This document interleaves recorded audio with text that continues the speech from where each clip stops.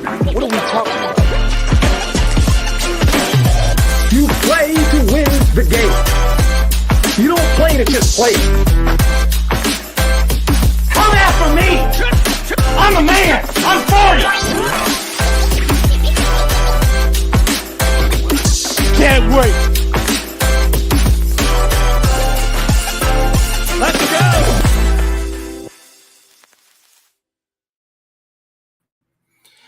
Good morning and welcome. It is Coffee and Sports. It is the morning show here on Sports Empire Network. I am Chris, and of course, that right there is Mo. Mo, how are you this morning, sir? Doing well. Still in the midst of the holiday season. Tons of NBA to talk about, but more importantly, tons of football to talk about. We got a big morning here happening right now on the morning show. Thank you for making us part of your morning routine, whether you are on Facebook or whether you're over on YouTube or maybe you're on Roku TV right now. We are happy that you are here with us. You. We got Will coming on the show in a little bit to talk some NBA stuff. We got the NFL genius himself, Gene from Wire to Wire, coming on later on after that. But Mo, I wanted to start with this. We talked about this a little bit yesterday, and it grew. It grew into a thing yesterday, and I'm going to be the one to tell you this morning that it's ridiculous. Mo, I don't care at what you want to say, and maybe you're on the other side. I don't know where you are. I haven't asked you about this.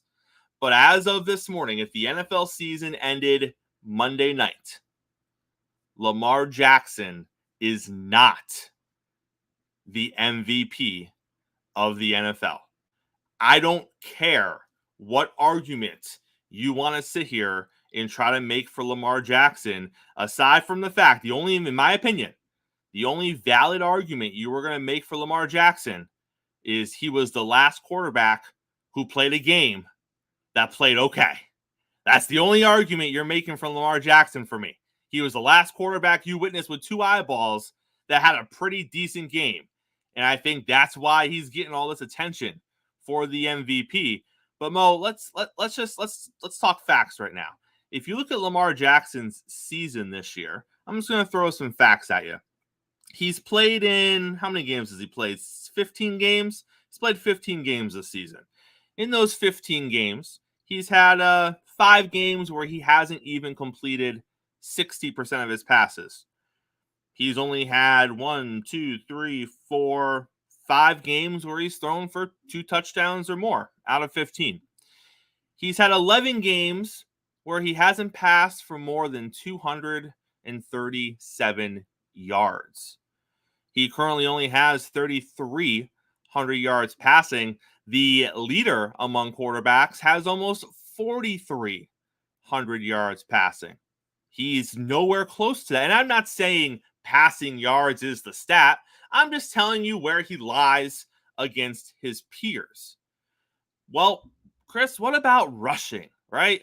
That's what Lamar does. He's a rushing quarterback. He makes the difference when it comes to the ground. Okay, fine. I hear you there. He does have 786 rushing yards this season in 15 games, which is about what he had in 22 and 21 in only 12 games. In 15 games in 2020, he had over 1,000 yards rushing. In 15 games in 2019, he had over 1,200 yards rushing. Oh, and by the way, he only has 5 rushing touchdowns this season. Pretty sure Jalen Hurts has about 15 of those. Oh, and speaking of Jalen Hurts, him and Josh Allen are only about 180 to 220 yards behind the rushing stats that Lamar Jackson has. Well, Chris, if you take Lamar Jackson off of the Baltimore Ravens, what are they?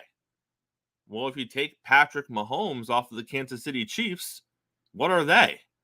A 9-win team to a 1-win team? Patrick Mahomes is pretty much the only reason they have 9 wins. Lamar Jackson, sure, he is a essential part of the Baltimore Ravens offense, as most quarterbacks are. Take Aaron Rodgers off the New York Jets, and what are they? Does that mean that Aaron Rodgers is the most valuable player today when he hasn't played all but 3 downs in the NFL? Mo, I'm not saying Lamar Jackson isn't a great quarterback. I'm not saying what he means to the Baltimore Ravens is not important. But if you're going to sit here and tell me that a quarterback with numbers across the board that do not compare to Dak Prescott, to Brock Purdy, to Jared Goff, to Tua Tagovailoa, to Jalen Hurts, because I can make a better case for all of those quarterbacks over Lamar Jackson. Mo, he's not the MVP. And I'll tell you right now, in my opinion, he would have to go out and put up historic games against the Dolphins and whoever he closes the season against for me to consider him the MVP this season over those other quarterbacks. That maybe I'm wrong, Mo. Maybe I'm totally off base. Maybe part of me hates Lamar Jackson internally. Like Really? the entire world is claiming other people just hate Lamar Jackson. But a man that hasn't been talked about in the MVP race at all this season, all of a sudden is now the front runner. And I'll give you this. The one thing he has improved over the last month is his completion percentage. I believe he's completing over 70% of his passes in 4 straight games. He also had, in 2 of those games, he didn't even throw for 200 yards.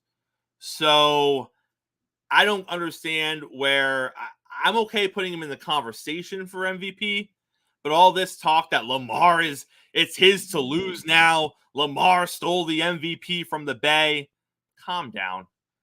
Because I think CMC clearly deserves an MVP over Lamar Jackson this season.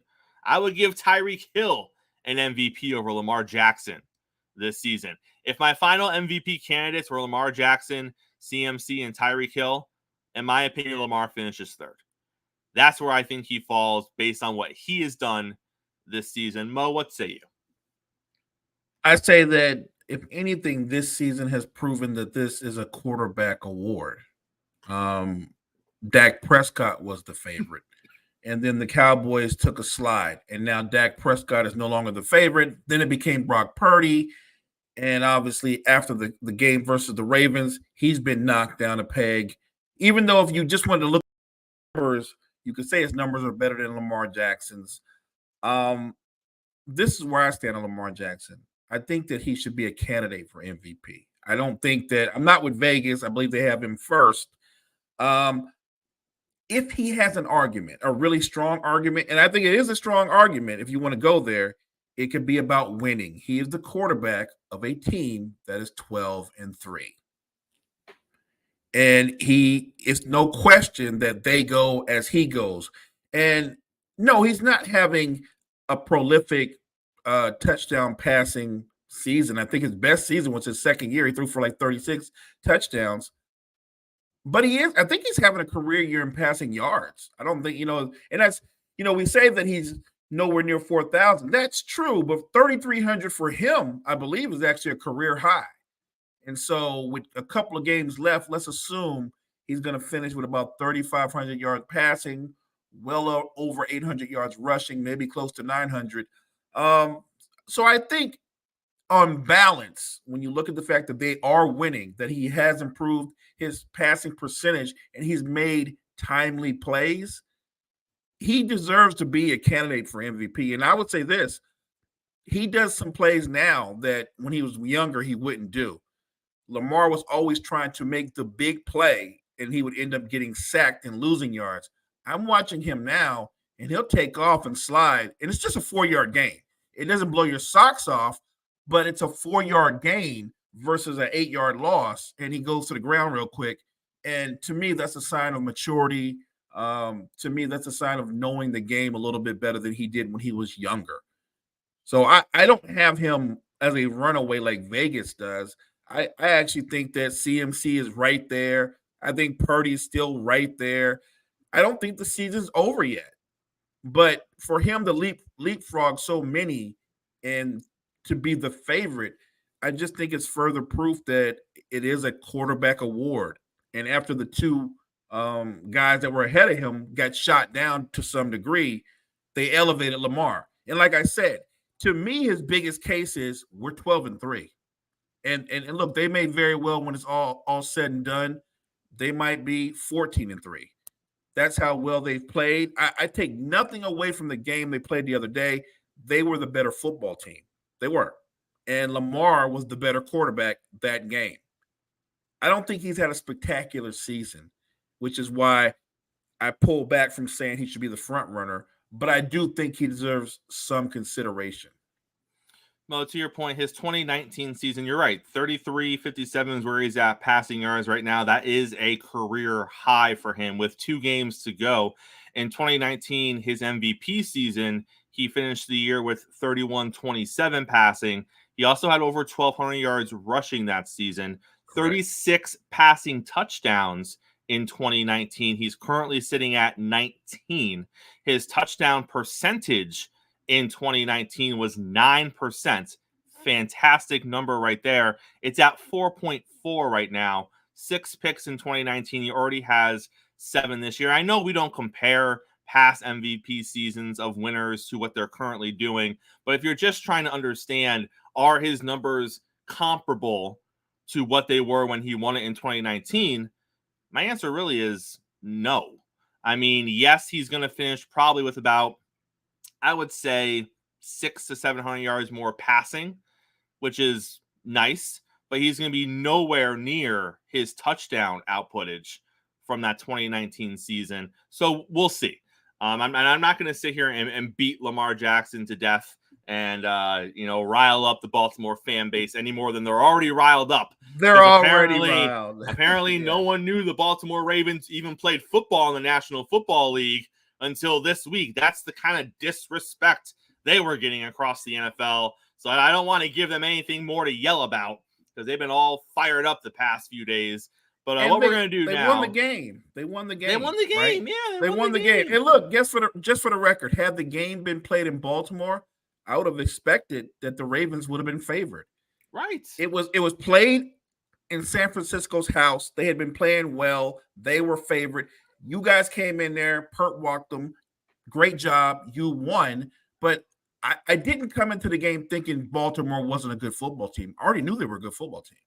Well, you are one of maybe 2, Mo, because Ravens fans will tell you this morning that nobody believed in them for the past month and a half, and they were just ghosts in the NFL. So what we're going to do now is we are going to welcome Will onto the show. We got plenty of NBA stuff to talk about, and what better person to talk about NBA stuff with than William himself. Will, how are you this morning, What's sir? up, Will? How you guys doing this morning? Oh, wow. Will, happy to have you here. Let's start with this. Are the Boston Celtics the best team in the NBA today? Yes. But my concern with Boston goes far beyond the regular season. My concern with Boston comes to playoffs. Because you see in in previous playoff seasons, they struggle to find an identity. So as right now, yes, best regular season team, no doubt. But what they're going to look like come playoff time is a whole different beast. But to answer your question, yes, they are the best team right now. Mo, the worst team in the NBA right now, of course, is the Detroit Pistons. 27 straight losses. But Mo, are they historically the worst team in NBA history, in your opinion? I mean, I think Philly actually owns the record. I could be wrong with straight losses. Yeah, you're right. You're right. Non-strike season, you're right. Right. So no, they're not. But they're right in the neighborhood. And look, if you look at their schedule, it seems like a lock they're going to beat that record. Now I could be wrong, and they can show a lot of pride and pull off a great upset. But I'm thinking they're going to break the record, and they will historically be the worst basketball team in NBA history. And it's disappointing as an NBA fan because I think the league is better when all the teams are competitive. I look at Detroit, and we always use this term, but it fits this even more so. Roster construction matters. Mm-hmm. Roster construction matters. And coaching does matter to a degree. They have a team that I would say that outside of Bogdanovich, everybody's about 23 and under. And Monty Williams does not have one of those voices that connects to today's younger players. He just doesn't. They don't listen to him. He never had the locker room. Clearly, they're in disarray, and he's a good basketball coach, but he's not the right coach for this basketball team. And I'm not saying you could put in a bigger name. They still would have to make major changes. They have about 8 guys on their roster that have the exact same skill set, And they're trying to play all these guys at the same time. And you want Cade Cunningham to have the ball in his hands, but at the same time, who are your shooters? They don't have any shooters. They have no shooters. And they don't have an offensive identity. It's Cade Cunningham, win or lose. That's about it. So I don't understand how the GM and the head coach got together. And, well, let me take that back.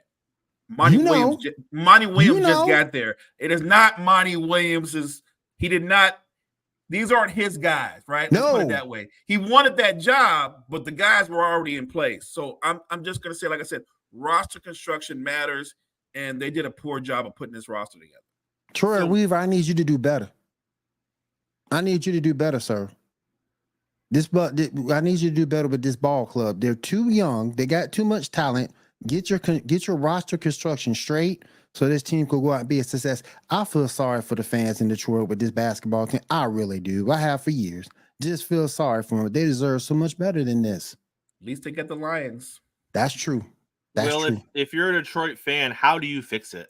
What can you look at with this team and be like, we're not going to be this for the next 3 or 4 seasons?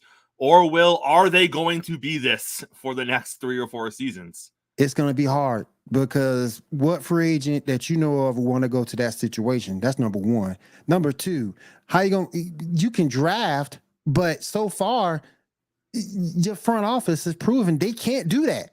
So if you can't draft well, no free agents coming to you, you're stuck. You're completely stuck. And I feel sorry for those fans. I think eventually they will get it together. Maybe a season or 2 from now. When they can come off some of those contracts, but man, it's gonna be rough. It's gonna be rough. Well, the Grizzlies have won 4 straight. They've gone from 6-19 to 10-19. Obviously, Ja Morant is back and he is playing well in his return. The Memphis fan base is saying, hey, it's going to take a minute, but we're coming. They're slowly climbing up the ranks to try to get themselves back into playoff potential. Will, are they going to make the playoffs this season? I said it before and I'll say it again. Yep. I think you got the engine that drives that team and Ja Morant back. Marcus Smart came back as well. So, they can do it. I really think they can do it. If anything can do it with them, particularly while this parity that's going on in the NBA right now, you got parity all over the place. So I think they have a good shot of at least making the play-in. Speaking of parity, if you look at what's happening in Phoenix, this is the last thing, if you talk to a Suns fan 30 games ago, that they were going to talk to you about. And that was the Phoenix Suns being under 500 as we approach the 30th game mark of their season. Well, I know this might be a ridiculous statement, but I'm gonna throw it out there because that's where we are right now.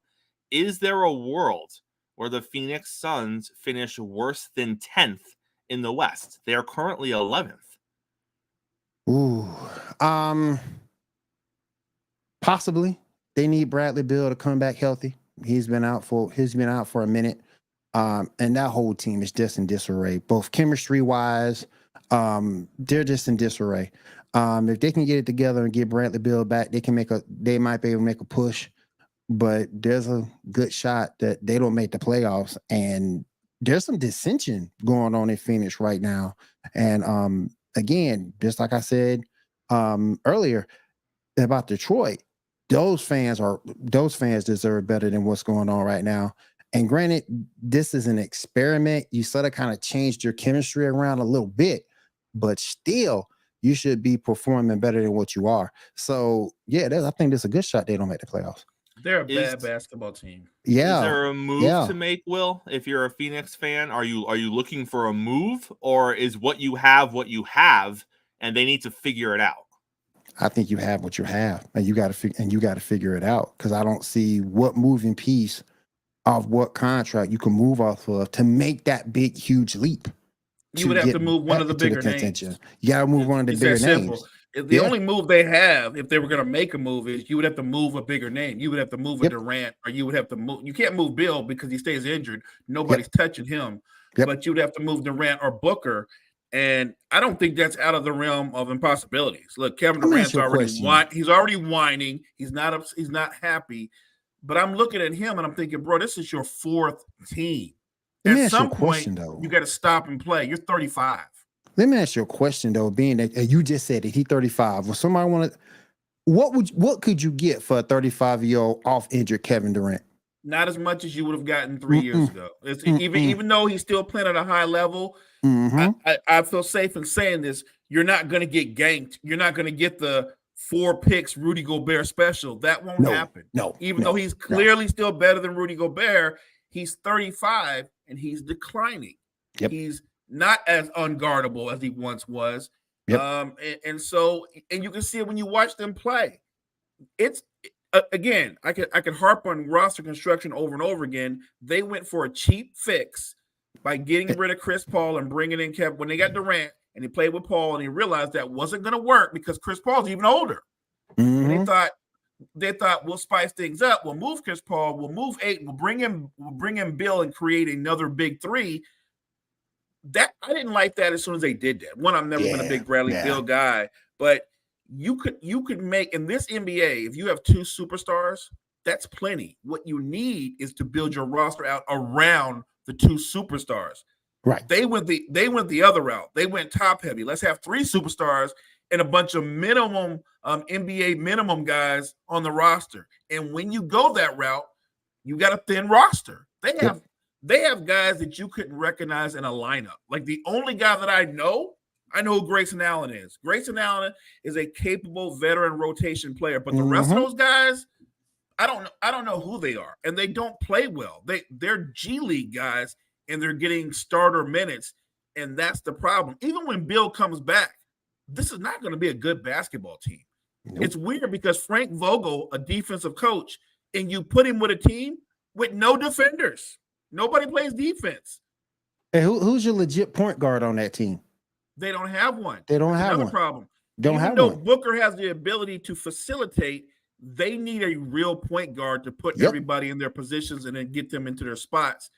They are struggling, and I think this is going to be another one of those experiments where Durant's, I don't know when, but he's going to be moving on to a 5th team. This and it's crazy to me because he's still an all-world talent, and he's going to go on to a 15. That's just crazy to me. He should have. Crazy. When he left Brooklyn, to me, I thought the right move for Durant would have been to go home to Oklahoma City.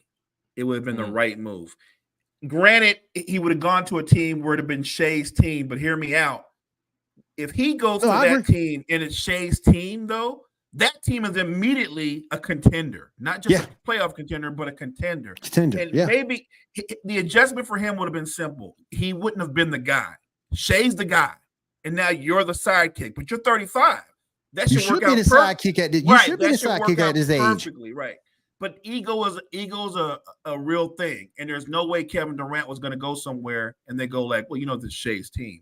It would have never happened. Well, let's look ahead 11 games. Let's say we get past game 40, and the Suns are 4 or 5 games under 500.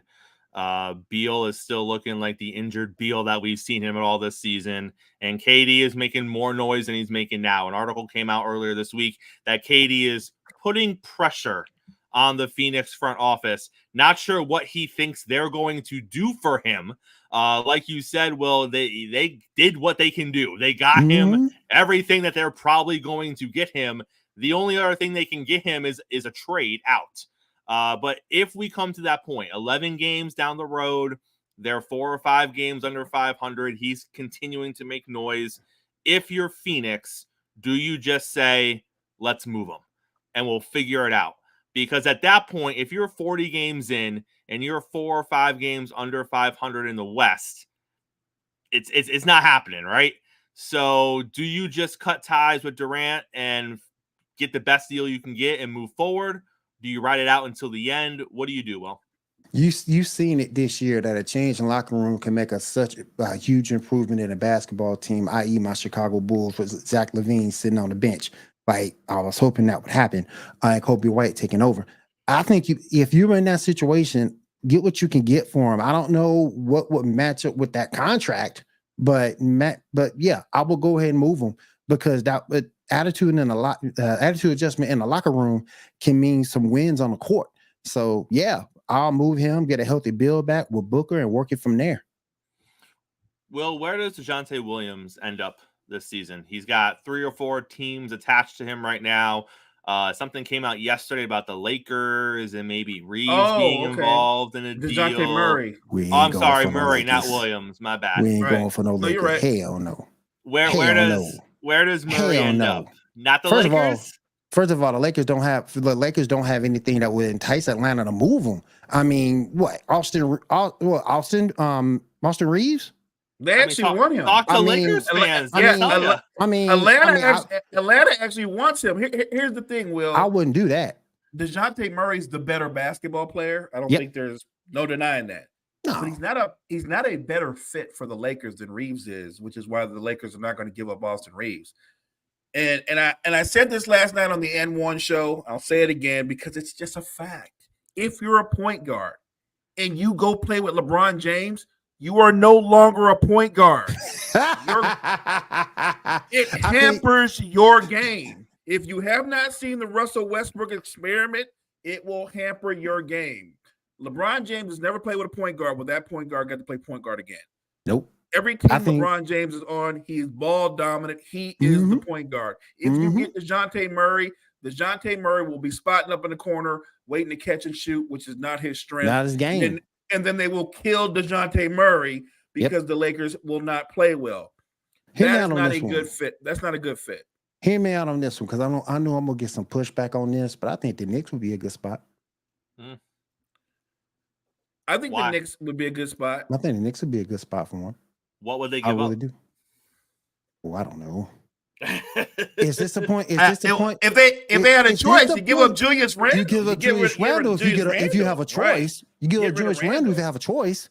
Yeah, get rid of that dead weight. Yeah, get rid of Randle. Bring him in there. I think he'll be a good fit with the Knicks. I really do. All right, well, before we get you out of here, big question for you, sir. LeBron James himself mentioned it on Twitter recently. Should NBA players get into the Hall of Fame while they're still playing in the NBA? And hey, let's just for argument's sake throw a name out there of somebody this might be related to. Like, I don't know, like LeBron James. Right. Should LeBron James get into the Hall of Fame while he's still playing in the league? No, that's ridiculous. That's ridiculous. No, it's not. That's just him. But that's just him pumping up. I will be in the Hall of Fame before I retire. No, that dude right there is the most issues, prepared. Man. He has the most agendas. He doesn't do anything for no reason. If he could go into the Hall of Fame while he's still playing. He'll do it. While I'm still playing, I'm one of one.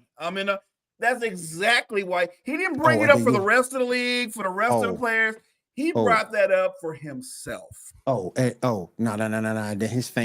His fans. Oh my gosh, Jordan never got in the Hall of Fame while he was still playing, but Bron did it. That's why he the GOAT. He the GOAT. Man, get out of here with that. Just remember though, he brought that up because he thinks the way his fans thinks too. Yep. I agree. Totally agree. Well, always a pleasure having you on the show on Wednesday, sir. Thank you so much for coming on. We'll see you next week. All right. Appreciate welcome. You, Will. You're welcome, guys. It was good talking to y'all. Y'all have a good night. Y'all have a good day. All right, Mo, let's take a quick break. When we come back from our break, we are going to have the NFL genius himself, Gene from Wire to Wire, on the show. We got a lot of things to discuss in the world of football, and we're going to do that right on the other side of the break. Don't go anywhere. Coffee and Sports. It's the morning show. We'll see you in 20 seconds. Hey, y'all, I'm Key. And I'm Jory, and tune in to Hoop Dreams and Touchdown Queens every Saturday at 5 p.m. over on Sports Empire Network. And don't forget, also watch us on Roku TV at Northeast Streaming Productions. So tune in. Welcome back. It's Coffee and Sports. It's the morning show here on Sports Empire Network, and we are joined now by the NFL genius himself, Gene from Wire to Wire Sports. How are you this morning, sir? I'm phenomenal. Capital P, lowercase h, phenomenal. Gene, you heard our conversation earlier. I'm going to give you a few seconds to sound off on it yourself. If I'm wrong, tell me I'm wrong. Lamar Jackson is not the MVP today. What say you? I think that it's so over-exaggerated because they added Roquan Smith and Kyle Hamilton, and they have one of the best defenses. You're essentially taking the best offensive player, the quarterback on the best team in the NFL, and saying, oh, he's the MVP. That's not what the award was meant to be. It's most valuable player. And if we're being honest, the MVP of the league right now is Josh Allen. And I hate saying that, but like, look at what he's done for Buffalo since Joe Brady has taken over. And if they win out, and for whatever reason they win that division, it's a great bet at plus 1,200. Totally agree. All right, let's talk some other NFL stuff. I saw this thrown around a little bit yesterday, Gene, and at first I saw it and I was like, well, no, this is a stupid argument. But then I thought about it a little more, and I was like, I guess if you put it into context, it's not a terrible argument. And the argument is that maybe we're being too doom and gloom when it comes to the Kansas City Chiefs. And the context of this argument is, at the end of the day, they still have a 9-6 record. They're still winning their division. They're still going to go to the playoffs. And sure, maybe they're not going to be a Super Bowl favorite, but if you look at what the AFC is right now, it's not out of the realm of possibility to think they could find themselves in the AFC Championship game this year. Now, obviously, they're not doing the things that they've done the past few years with Kansas City, and maybe that's what the expectation was, and that's why Chiefs fans are jumping off a cliff. And clearly, this context came from a non-Kansas City football fan, because I don't think any Chiefs fan feels this way. But, Gene, if you look at the season as a whole, can you have that perspective with the Kansas City Chiefs? Can you say, listen, they got holes. Every team in the AFC does. They have things they need to fix if they want to contend for a Super Bowl. What team doesn't right now in the AFC? It's not the end of the world. It's not great. They shouldn't feel like beating their chests right now because they do have some things to figure out, but they are going to win their division. They are going to host a playoff game. So it's not the end of the world. I mean, in the words of Jalen Hurts, the standard is the standard. And like with the Kansas City Chiefs, they've already set a standard of winning Super Bowls and competing for Super Bowls, hosting playoff games in Kansas City, having the road to the Super Bowl go through Kansas City. Patrick Mahomes is going to have to go on the road a few times this year to be able to make the Super Bowl. I got to give my Padre, my partner, the Godfrey, all the credit in the world. A month and a half ago, before the Eagles played the Chiefs, he said this Kansas City Chiefs team is constructed like the 2003 Philadelphia Eagles, in which Donovan McNabb was throwing to James Thrash, Todd Pinkston, and Chad Lewis. And what he said was that Andy Reid's roster construction devalues the wide receiver position. The reason that they got Tyreek Hill was by pure fluke, that he had all the off-field troubles, and Andy Reid looked at him as a bargain. But when it came time to pay for him and put money into him, he believes in investing in the offensive line, the quarterback, and the defense. That's where the money goes when Andy Reid is in charge. And he's basically turned this Kansas City Chiefs team into the 2003 Philadelphia Eagles. They're lacking at the wide receiver position. Now, obviously, Mahomes is better than McNabb, and Kelsey is better than Chad Lewis. But the focal point of the offense was the tight end and the offensive line. You got the who's who at running back, 6th rounders, 5th rounders, and then the wide receiving core that is possibly the worst in football. And if it's not the worst, I mean, we really have the New England Patriots below them, and that's it. I don't think there's a worse roster constructed offense right now in the NFL than outside of Patrick Mahomes than the Kansas City Chiefs. So I think it is doom and gloom. And I don't care that he's the only one that has playoff experience out of the quarterbacks that are. I think if Buffalo gets in, this is the year that they can make a run. I think that the Miami Dolphins can make a run. I think the Baltimore Ravens have the defense to make a run. And all three of those teams, I would put head and shoulders above where the Kansas City Chiefs are. Mo, if you look at the Chiefs this morning, you look at what they just did or didn't do against the Las Vegas Raiders this past week. What do they need to do over their next 2 games just to feel good about themselves getting into the playoffs? Is it a situation where they need to start scheming things and just getting their receivers involved more?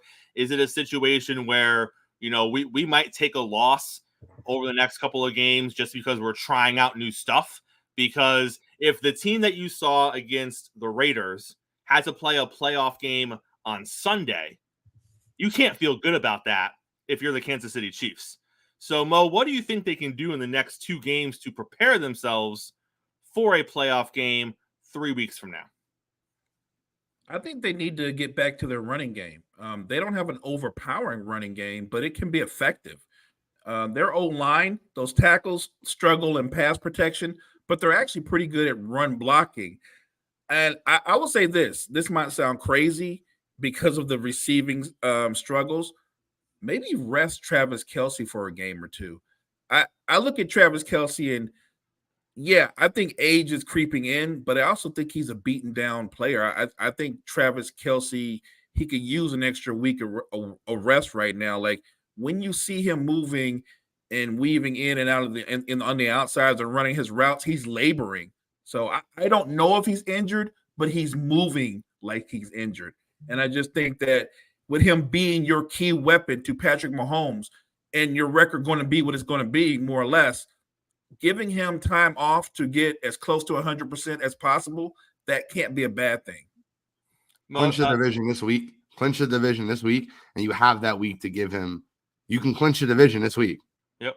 Win versus Cincinnati, and you have that week to give them for preparation and rest. I think Travis retires after the season. I really believe that.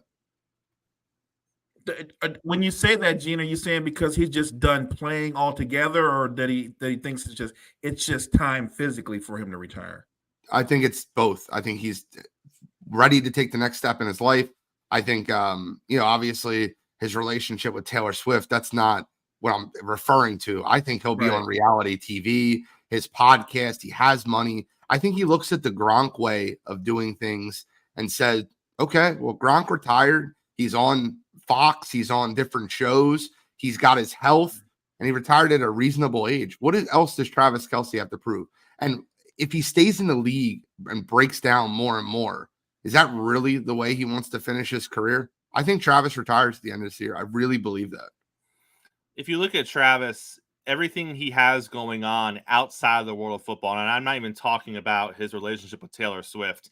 If you just look at the different pots he has his hand in that are not related to playing football on the football field, he's more than football. He is so much more than just a football player. And like Gronk, I think he has really positioned himself to have a career when football ends. And you see that a little more with players today, but I think Gronk did it really well. And I think Kelce's positioning himself really well too, to whenever he wants to, he is going to walk away. And whether it be this season or next season, whatever he walks into next, I think he's going to be really successful at it. Gene, I want to play a quick little game with you and Mo this morning. Game is pretty simple. I'm going to go through the current NFL draft order. Obviously, it's going to change a little bit over the next couple of weeks, but we're going to go through the current NFL draft order, and all you're going to do is tell me, would you draft a quarterback in the first round? That's it. Now, obviously, there's a couple different factors to think about here. Only a handful of quarterbacks are going to go in the first round, so once you get 3 or 4 off the board, maybe you're like, no, because I already took 4, so there wouldn't be anyone left for the first round, and all those things can be considered. But let's assume that when I say the team's name, there is a quarterback they like on the board, reasonably. Would you take a quarterback given their current quarterback situation? So we'll start off. Number 1 pick in the draft, it's going to be the Chicago Bears. Obviously, they have Justin Fields currently. Gene, do you take a quarterback number 1 overall? I would not, but they're going to. And I hope they do, because later on when you get to number 10, I feel like I can tell you where that quarterback goes. So I would not, because I think Justin Fields is special and I think he can be special.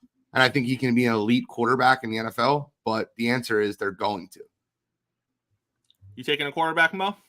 I actually echo what Gene said. I feel like you can take that pick and you could build a roster around Justin Fields. You can go out and get Marvin Harrison Jr. You can give him his guy.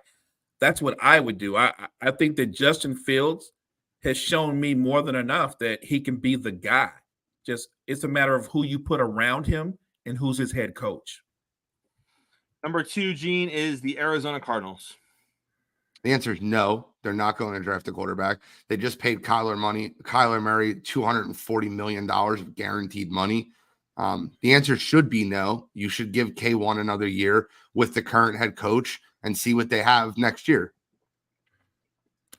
I'm with Gene as well. I think that just looking at the difference in what the Cardinals have been since Kyler's been back, he's made them a competitive team again. So I think that this audition, if you want to call it that, to show you that he can still be the guy, it warrants you bringing him back. I don't think he's done. This is really about what you can put around him, because I still think that he's a franchise quarterback. Third right now would be the Washington Commanders, Gene. Absolutely. You're definitely taking a quarterback. They've already kind of benched Sam Howell. They already kind of let Ron Rivera know he won't be back. New quarterback, new coach. You marry them together, and that's exactly what you should be doing.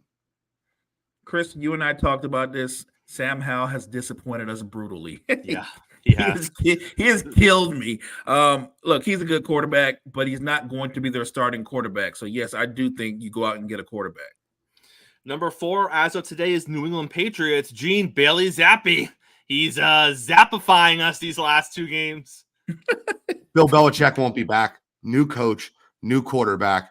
Build the system around them. I have a very simple structure. You hire the coach, you allow the coach to draft that quarterback, and you marry the two together. It becomes the most successful thing you can do. I just don't have any faith in anybody named Zappi. So I'm just on that alone. Your quarterback can't have a punter's name. I'm not feeling it. So yeah, I think they need another quarterback. Now, guys, we got 4 picks. We've had 4 straight quarterbacks. So now you get into the logical conversation of, well, who is left on the board for the 5th pick with the Giants? Let's just assume there is. So at this point, let's assume there are still really viable early quarterback picks available. Gene, if you're the New York Giants, are you drafting a quarterback or are you rolling with what you got? Well, I've only used 2 quarterbacks. So this is my 3rd quarterback, and 100%. I will guarantee you, I've never been so sure that the New York Giants will distance themselves from Daniel Jones's contract and get a quarterback, because Brian Daboll has shown you that he can be competitive with Tommy Cutlets. He can be competitive with Tyrod Taylor. And both of those 2 quarterbacks have looked better on New York this year than Daniel Jones. There's no doubt in my mind they're going to get Brian Daboll a quarterback and allow him to make something of that. No doubt in my mind.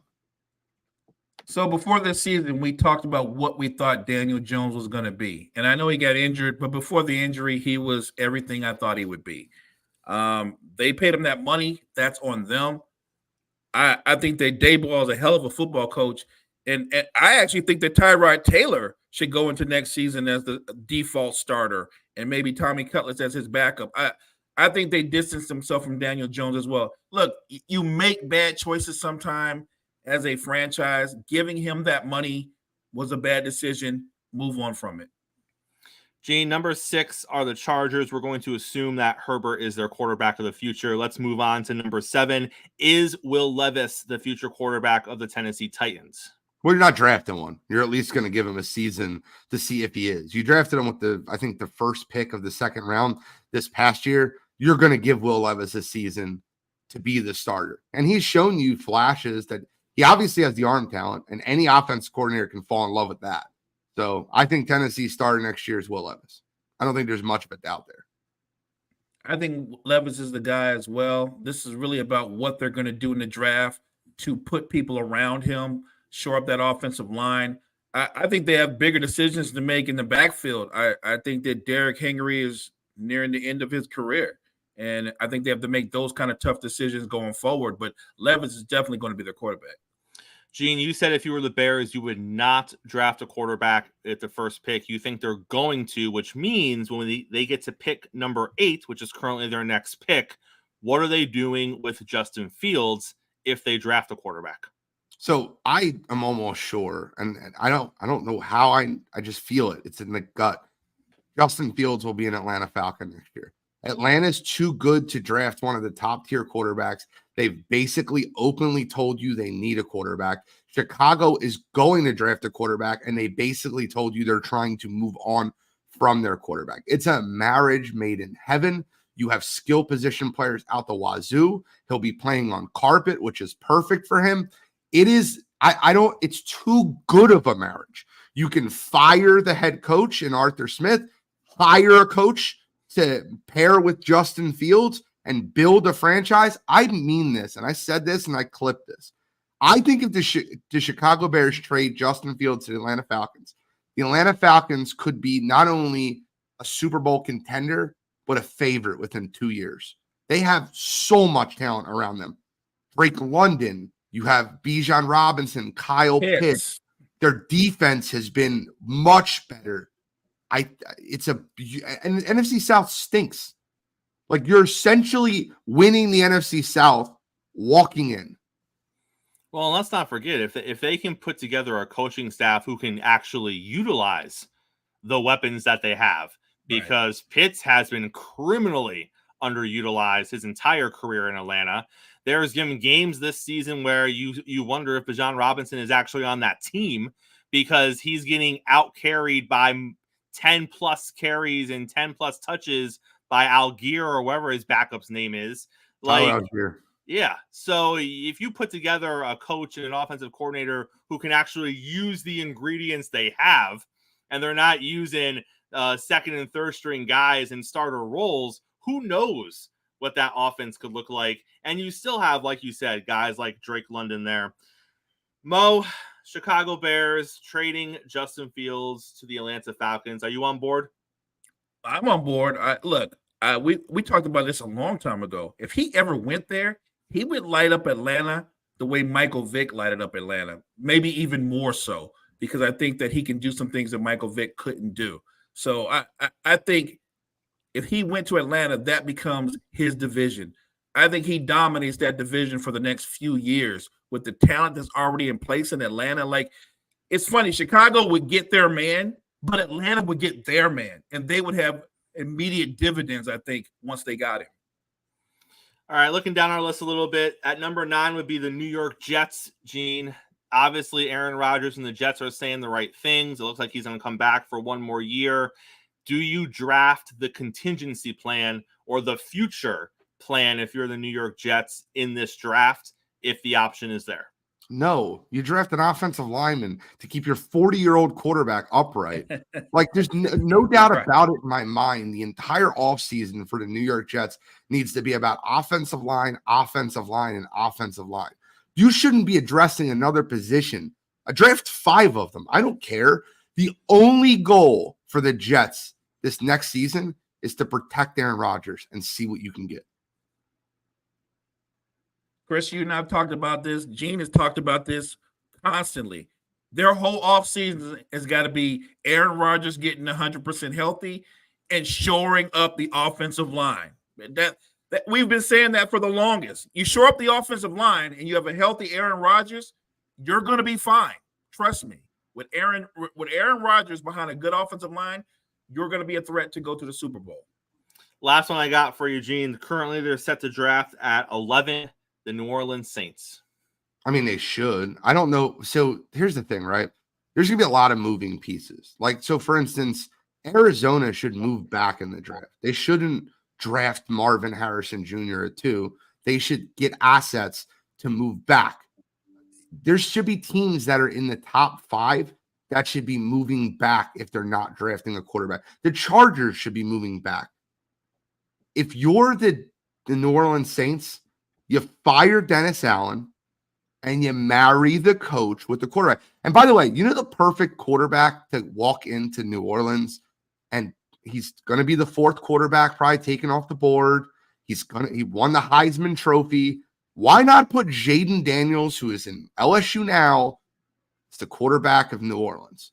He's already comfortable, familiar with the area, familiar with the people. It is a match made in heaven. I would love to see Jaden Daniels land on the New Orleans Saints. And I have a feeling, just a small feeling, that our good buddy JG would prefer that also. I think JG would prefer it as well. Look, I've never been that big a Derek Carr guy, so by default, you already have me at get another quarterback. So I do think they need to draft another quarterback. I just never been big on Derek Carr. Mo, I know Mo is wondering the same thing as I am, Gene. Where can we buy the wire to wire marry the quarterback and the head coach t-shirts? I need to get that. Because we'll buy them. We'll wear them. You know you've coined the phrase, man. You got to milk that. You're absolutely right. I'll actually, it's funny. I've been meaning to get on the phone with Kurt. Every year we have Kurt from Cutting Edge Sports Apparel. He's our guy. He helps us do all this.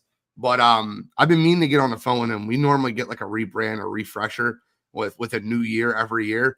And I think that quotes will be the year, like getting the free Justin Fields shirts out and, marry the coach with the quarterback. I think that's a great idea. So I appreciate that. And I'll make sure I'll give you a royalty if it gets big. we're here for it. Gene, talk to us a little bit about, and we've asked you about this before, so we're going to revisit it here. The Cleveland Browns are rolling with Joe Flacco. I'm going to ask you two separate questions here. The first is, should the New York Jets be regretting not going after Flacco? He was there the season before. Obviously, if they reached out to him, it's not a stretch to think he wouldn't have come back to help them out and be a part of this. You're seeing how he's playing in Cleveland. They said the right thing. Saleh was asked about it. He said it was an organizational decision. We're happy with what we did, blah, blah, blah. The answer he's going to give. So part one, are the Jets internally having regrets about not getting Flacco? And number two, realistically, can they win a playoff game with Flacco? Because although they're getting W's on the board, Mo and I talked about this yesterday, he does turn the ball over a lot. And come playoff time, those are going to matter a little bit more than they seem to be mattering right now. So should the Jets be regretting it? And can they get a playoff W with Joe Flacco? The Jets should not be regretting it.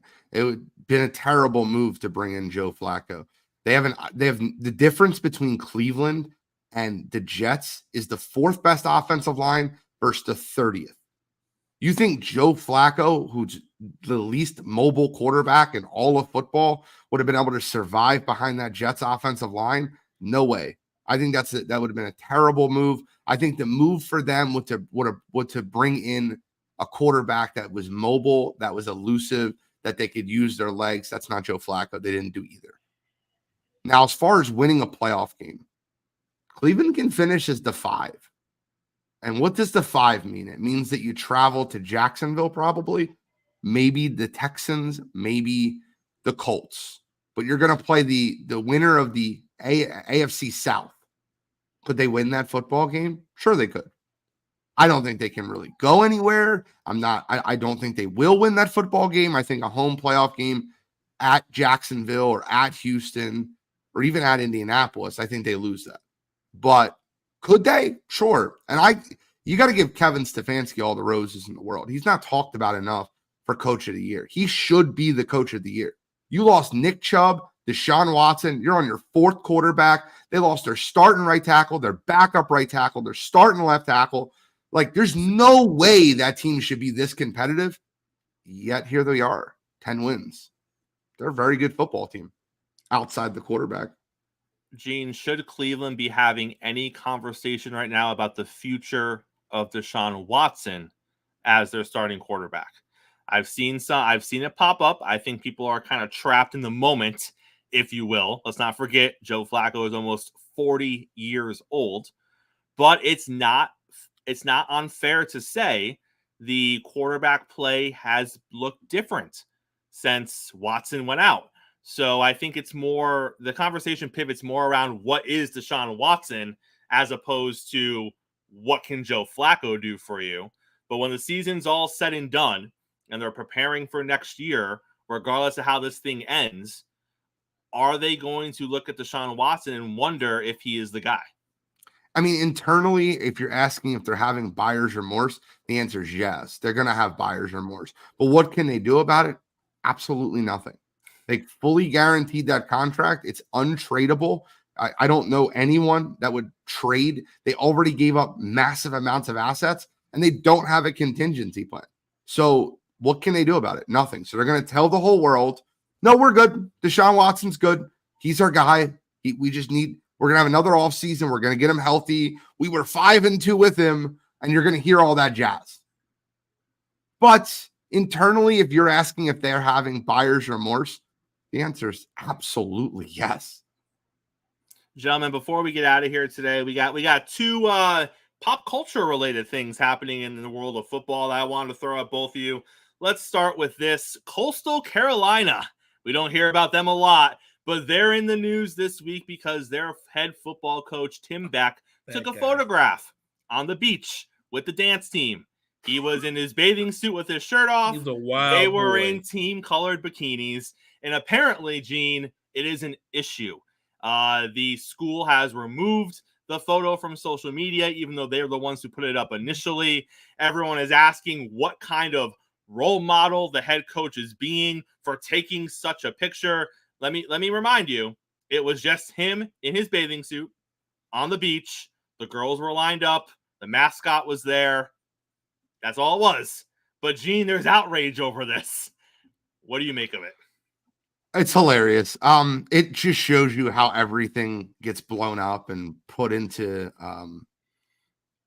I think that if you have an issue with the head coach taking a photo on the beach with the cheerleaders from the team, you should you're basically saying that a woman wearing a bikini is being objectifying to herself. And I don't think that could be any closer. I don't think it could be any further from reality. I think it's in poor taste. I don't think the head coach should be on the beach taking pictures with just the cheerleaders. I think that's a kind of a weird, like, overall thing. But Right. do you have an issue with it? No. Why should you have an issue with it? It's dumb Any that issue, people Mo? are. Any issue with it, Mo? I don't. I think that he made a dumb decision, but I don't have a major issue with it. He was chilling. And look, here's the thing. The school originally, they put the picture up. So at some point they thought this looks really cool. And then when they started getting backlash, they were outraged, like, why would he do that? And they questioned his decision. I think it's a non-big deal that they've turned into a big deal. And then the second one, Gene, NFL safety Jonathan Owens. He plays for the Green Bay Packers. He is in the news this week for all the wrong reasons because he went on a podcast and he said that his wife, who is Simone Biles, when it comes to their relationship, he is the catch of the relationship as opposed to her being the catch for him. And he has faced a ton of backlash this week about that comment. I don't understand that at all. I do. Why? I do. He's an idiot. Why would you say that? No, that's where I'm going. Why would you say that? Right. Okay. We're on the same page. First of all, I'll make something very clear. The woman is the catch. The By woman far. is the prize. Yeah. Regardless of the relationship, if you don't treat your woman as if she is the catch, as if she is the prize, you're going to get left behind. Sorry. That's a really dumb statement Agreed. to make. By the Agreed. way, just to be clear, when you look at Travis Kelce and Taylor Swift, you go to yourself, well, Taylor's more popular, but Travis is a Hall of Fame tight end. When you look at Simone Biles and Jonathan Owens, you're like, what? Like, Simone Biles is the much bigger name here. You should be thanking your lucky stars that she's dating you. Well, you can even argue just from an athletic stance. She's the bigger Right. athletic specimen Right. than he Right. is. 100%. Gene, Yeah, before we it's a get dumb you out of comment. here, where can we see you tonight? You got wire to wire tonight, sir? Yes, we do. We have wire to wire. It's just going to be me and Uncle Shally tonight. Cottrell is living his best life on a boat right now. They do a Christmas cruise. So he That's will what's not up. Congrats, man. He will not be there tonight, but it'll be me and Shally, and we have some fun topics. I don't want to spoil the topics because we do have NFL bowl games, but we do have a fun, like, debatable topic. that is sure to get me and Uncle Shally into a debate. And if you're looking to get Uncle Shally red in the face tonight, tune in. He will be red in the face tonight. I also want a red in the face Uncle Shally shirt. All right, add that to your list of shirts. I think that's another good call. That's also going to be gold out there. All right, Mo, close us out, sir. Appreciate everybody for checking us out in the chat. Thanks for all the support. Check out all the great content that we have to offer to you guys at Empire Sports Network. Check out the Empire. Make sure you're back here, same time, same place tomorrow morning here on Coffee and Sports. It's the morning show, and we'll see you in the morning. I mean, you can see right now, without LeBron, Lakers are struggling. Let me tell you about a team I hate, all right? I know the Dallas Cowboys fan is here, so I had to make sure he knew how much I hate this team. I'm ready. I've often said that the people who run baseball, they try very hard to ruin it. I'm from Brooklyn. I don't have a problem saying it to his face. Oh, I'm from Brooklyn. Hey, you guys any